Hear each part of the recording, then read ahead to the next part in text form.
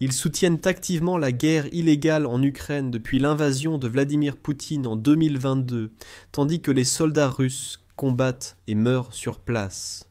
Ces personnes ont rapporté tous leurs faits et gestes. Ils utilisent les réseaux sociaux pour diffuser le récit voulu par le Kremlin. Ce sont les blogueurs pro-guerre de la Russie. Et pendant presque 4 ans, Poutine a été heureux de laisser ces blogueurs opérer parce qu'ils servaient un objectif. Ce n'est plus le cas. Poutine, devenu paranoïaque, craint tout le monde et élimine même ses partisans.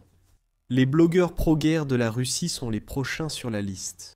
Le 17 novembre, The Economist a rapporté que la Russie s'oppose désormais aux blogueurs qui ont longtemps influencé la perception de la guerre en Ukraine. La justice du Kremlin a momentanément cessé de traquer intellectuels, opposants politiques et militants lesbiennes, gays, bisexuels et transgenres pour se concentrer sur elle-même. Le média a titré « Poutine veut désormais éliminer les blogueurs Z, souvent nommés d'après les Z affichés. De nombreux chars russes ayant envahi l'Ukraine lors de l'opération militaire spéciale de Poutine sont critiqués pour en révéler trop. Nous explorerons les raisons du revirement de Poutine plus tard dans la vidéo. Mais pour l'instant, vous n'avez besoin de connaître que 3 noms pour comprendre ce que le Kremlin fait aux personnes qui étaient autrefois parmi les plus fervents partisans de la Russie. Ces noms sont Roman Aliokin, Tatiana Montian et Oksana Koboleva. Tous 3 ont été persécutés par le gouvernement qu'ils avaient soutenu, chacun à sa façon.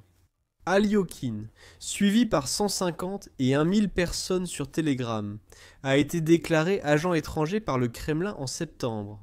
Apparemment à cause d'une publication critiquant l'armée russe.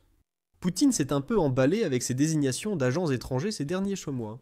En avril dernier, le président russe a signé une nouvelle loi qui élargit les critères qu'il peut utiliser pour désigner une entité comme agent étranger.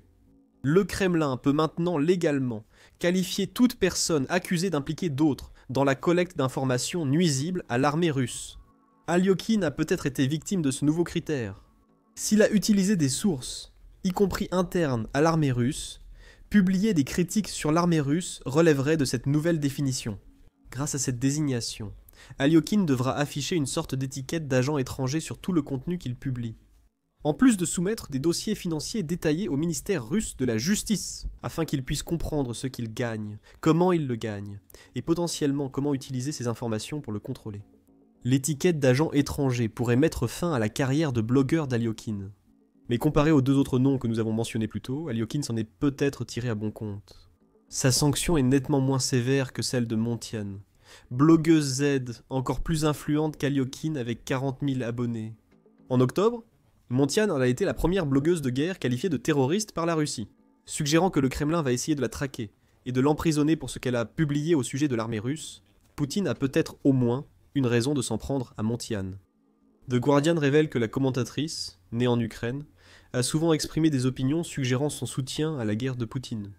La Russie a autorisé Montian à s'exprimer au Conseil de sécurité de l'Organisation des Nations Unies, le 17 février 2022, où elle a expliqué pourquoi Poutine lancerait une invasion de l'Ukraine. Elle a affirmé que l'Ukraine n'était qu'une colonie occidentale, et que c'était elle qui bombardait le Donbass, pas la Russie, quelques jours seulement, avant que Poutine ne lance son invasion. On pourrait penser que garder Montian serait une victoire de propagande pour le Kremlin, à tout le moins.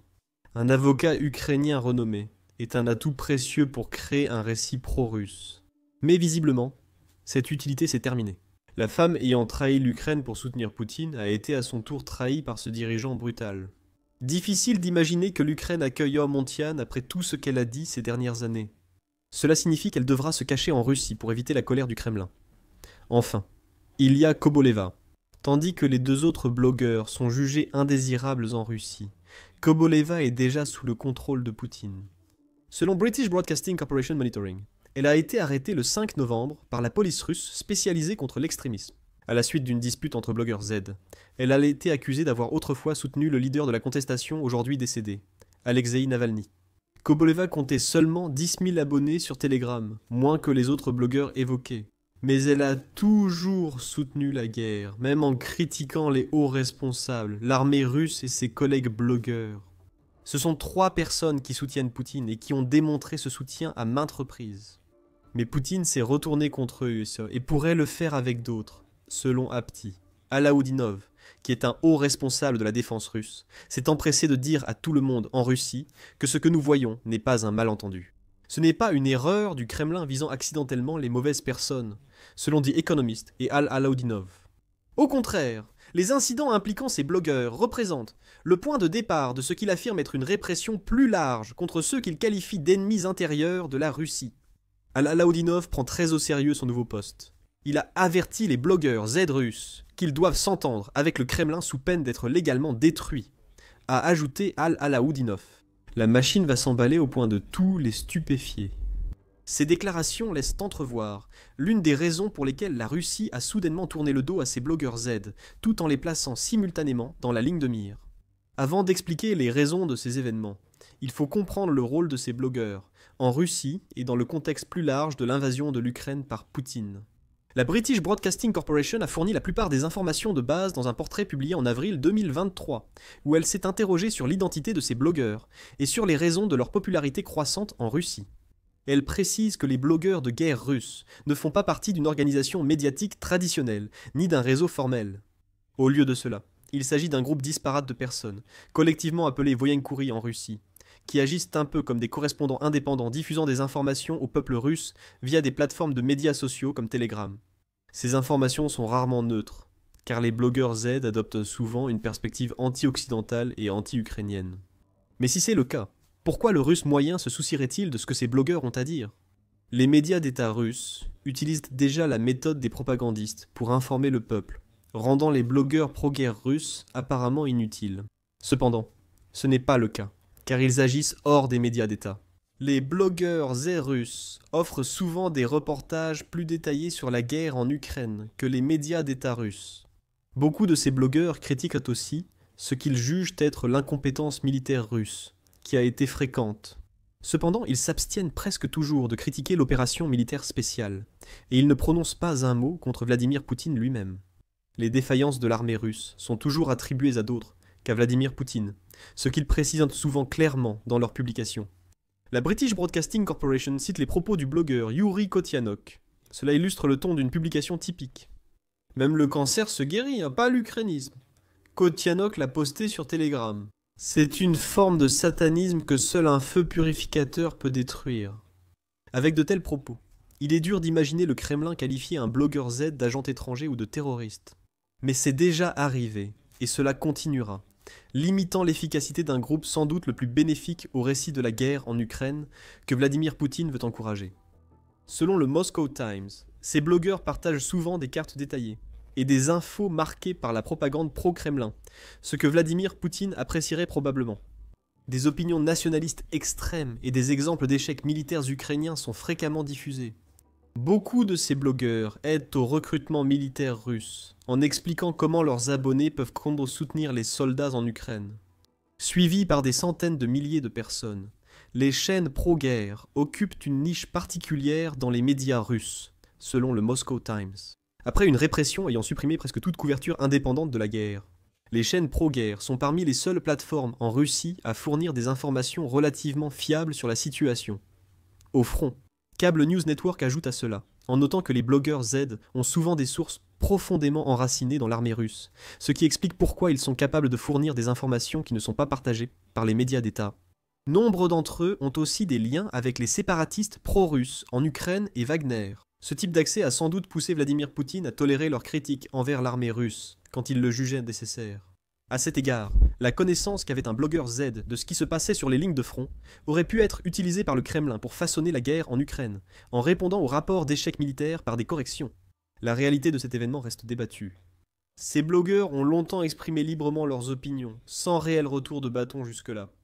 En août 2023, l'Institut des États-Unis pour la paix a affirmé que les blogueurs Z, bénéficiant d'une certaine immunité, utilisaient leur plateforme pour défendre une position sur l'Ukraine plus dure que celle affichée publiquement par Vladimir Poutine. La même source précise que ces blogueurs bénéficiaient souvent du soutien discret de l'élite. Beaucoup servent de porte-parole pour exprimer des opinions sans dévoiler l'identité des personnes, au Kremlin ou ailleurs. L'Institut précise que l'extrémisme de certains blogueurs pourrait aussi compliquer la tâche de Vladimir Poutine pour négocier une issue à la guerre en Ukraine. Cela nous ramène à une question évoquée plus tôt. Pourquoi la Russie cible-t-elle autant ces blogueurs Z ? The Economist cite Al-Alaoudinov, déjà mentionné, et met en avant l'analyste Ivan Filippov. Il affirme que la Russie ignorant ses blogueurs reflète une lutte d'espèces dans la blogosphère pro-guerre. D'un côté de cette lutte, il y a les blogueurs eux-mêmes. De l'autre côté, il y a des acteurs médiatiques plus puissants, souvent issus d'institutions étatiques, qui sont mécontents de ces blogueurs. Ils divulguent des informations qu'ils n'ont pas, ou que le Kremlin a jugées inappropriées et à publier. Selon cette interprétation, le fait que les blogueurs Z soient la punis et arrêtés pourrait être le résultat d'une bataille autour du récit. Les agences de médias d'État, censées être soutenues par Poutine, veulent contrôler ce récit, et les blogueurs de guerre russes leur arrachent ce contrôle. Cela renforcerait aussi l'argument de l'Institut des États-Unis pour la paix. Les blogueurs Z et leurs opinions extrêmes compliquent la négociation d'un accord de paix pour Poutine. Comment peut-on faire confiance aux déclarations de Poutine, affirmant qu'il veut la paix, alors qu'il y a des blogueurs appelant à la destruction totale de l'Ukraine, qui semblent bénéficier d'une certaine approbation du Kremlin? C'est peut-être le raisonnement au Kremlin. Le fait de faire tomber les blogueurs Z, sous prétexte qu'ils seraient soi-disant des traîtres à la Russie, pourrait simplement être un moyen pour le Kremlin de reprendre le contrôle du récit autour de la guerre. Les blogueurs auraient peut-être été un peu trop proches de s'emparer de ce récit au détriment de Poutine. Cependant, il pourrait y avoir une autre raison. Le Kremlin cible les blogueurs russes. C'est une raison étrange, qui a beaucoup à voir avec la corruption à l'intérieur de la Russie. Bien que mineurs dans la guerre, les blogueurs russes auraient joué un rôle plus important que ce que le Kremlin veut admettre, selon The Economist. L'État a clairement investi massivement dans la production d'armes en série, avec des effets dévastateurs. L'approvisionnement centralisé a révolutionné l'équipement militaire sur le champ de bataille, notamment missiles, bombes planantes et drones longue portée. Selon le média, la plupart du matériel moins impressionnant, comme les stations de brouillage locales ou les fournitures médicales, provient de collectes de fonds organisées par les blogueurs Z ou les soldats eux-mêmes. Cela confirme que les soldats russes ont utilisé le financement participatif pour obtenir des équipements essentiels. Des rumeurs sur le financement participatif circulent depuis juin 2022, selon le Télégraphe. En septembre 2025, le Kyiv Post a presque confirmé ces rumeurs en publiant un extrait d'appel intercepté montrant la mauvaise situation de l'équipement des soldats russes. Au front, pas de bonbonnes de gaz distribuées. On reçoit seulement viande en conserve, cervelle et cigarettes. Le reste, nous devons l'acheter nous-mêmes, ou le recevoir de particuliers, rapporte le média. Un soldat témoigne. Un autre aspect du contrôle explique pourquoi Poutine veut éliminer les blogueurs de guerre russes, surtout s'ils utilisent leur plateforme pour agir. Faire campagne pour des dons qui servent à acheter du matériel pour les soldats russes, cela signifie aussi qu'il révèle que la Russie ne fournit pas ce matériel. Pensez à ce que cela signifie pour le récit de Poutine. Il veut que la Russie apparaisse comme un monstre militaire indomptable contre lequel l'Ukraine ne peut pas se défendre. Si ces soldats sont soutenus par quelqu'un d'autre que l'État russe, l'illusion s'effondre. Vilipov a déclaré à The Economist que, selon lui, le Kremlin veut contrôler davantage les blogueurs Z pour orienter les fonds qu'il collecte vers des loyalistes fidèles à Poutine. C'est là que la corruption intervient. Malgré leurs opinions extrêmes, les blogueurs Z paraissent au moins fiables pour utiliser les dons afin d'acheter le matériel destiné aux soldats russes. Le Kremlin y voit une source de revenus potentiels et pourrait vouloir contrôler cet argent comme il contrôle le récit de la guerre en Ukraine. Si certains fidèles de Poutine gagnent quelques roubles, emprisonner des blogueurs reste un faible prix à payer. Tout cela semble se résumer au fait que les blogueurs Z ont pris un peu trop d'importance. Maintenant, Poutine va les remettre à leur place. Comme dit plus tôt dans la vidéo, ces blogueurs semblaient toujours jouir d'une certaine immunité. Cela leur permet de critiquer certains aspects de l'armée russe, tant qu'ils n'attaquent pas Poutine lui-même. De nombreux exemples de ces critiques existent. United 24 Media rapporte que des blogueurs russes ont publiquement dénoncé la corruption et la mauvaise gestion du ministère russe de la Défense. Mais ils l'ont toujours fait en aidant les forces russes sur le front, sous couvert de critiques. Il n'est peut-être pas non plus anodin que Vladimir Poutine ait mené des purges militaires tout au long de la guerre, y compris l'éviction de l'ancien ministre russe de la Défense, Sergueï Shoigu, en 2024. Les arrestations se multiplient. Vladimir Poutine aurait pu se servir des blogueurs Z pour choisir ses cibles. Avant que Vladimir Poutine ne s'intéresse aux blogueurs, il existe un vieux poème intitulé « D'abord ils sont venus ». Tout cela commence à rappeler fortement les sentiments exprimés dans ce poème. Les blogueurs russes réalisent qu'ils ne sont pas protégés de la colère de Vladimir Poutine, ce qui n'est pas surprenant. En septembre 2022, The Guardian rapportait que des blogueurs disaient que la Russie avait perdu la guerre en Ukraine à cause de l'opération militaire spéciale, devenue un affrontement brutal et d'usure. ABC précise que des blogueurs russes étaient en colère face à l'inactivité et au manque de défense. Cela a permis à l'Ukraine de réussir l'opération Toile d'araignée, infiltrant des drones en Russie pour détruire une grande partie de la flotte de bombardiers stratégiques russes. Pendant près de 4 ans, Poutine aurait toléré ces blogueurs, car ils informent et canalisent la colère publique. Il vaut mieux que le russe moyen se défoule dans la section des commentaires d'une publication sur Telegram, plutôt que de descendre dans la rue pour protester contre Poutine. Cependant, le pouvoir n'a jamais été destiné à ces blogueurs. Et une fois que les commentaires sur la guerre en Ukraine se sont transformés en une recherche active de dons, Poutine et ses acolytes du Kremlin ont sans doute perçu que les blogueurs Z de Russie approchèrent d'un pouvoir pouvant, même légèrement, défier le récit officiel. Ils ont donc dû être réduits au silence, ou, plus précisément, certains des blogueurs Z, les plus en vue, ont été pris pour cible afin d'envoyer un message aux autres. Restez dans le rang, sinon le Kremlin viendra vous chercher. Les blogueurs russes sont perdus et ignorent qui blâmer pour ce qui leur arrive. Cependant, Aliokin semble avoir une idée assez claire de ce que fait le Kremlin à travers les mécanismes juridiques qu'il a mis en place. Sous les critiques affirmant que la machine du Kremlin est incontrôlable, il soutient que l'ouverture des blogs par Poutine a permis à certains de prendre le contrôle au détriment du président. Ce contrôle doit être repris, et les arrestations font partie de la méthode que Poutine utilise pour s'en assurer. L'avenir de l'information sur la guerre en Ukraine en Russie paraît assez clair. Malgré leurs biais, les blogueurs Z russes étaient autrefois une source d'information plus fiable et réaliste que les médias d'État russes. Désormais, si Poutine obtient ce qu'il veut, ces blogueurs ont 2 options. Continuer leurs activités, affronter les mêmes conséquences que celles imposées par le Kremlin à d'autres, ou rejoindre la machine médiatique d'État russe. Ils perdent leur place et deviennent de simples marionnettes au service du récit imposé par Poutine. Cela pourrait signer la fin du journalisme semi-indépendant en Russie. Poutine a encore trahi son peuple, poussé par sa paranoïa à tout contrôler. Il n'est pas surprenant que Poutine veuille exercer plus de contrôle. Le président russe craint autant les menaces internes qu'externes. Il est tellement terrifié en fait, qu'il a fait construire une série de faux bureaux à travers la Russie pour que personne ne sache où il se trouve à un moment donné. Regardez notre vidéo sur ces bureaux, et abonnez-vous à The Military Show pour plus sur la folie paranoïaque de Poutine. Merci de regarder.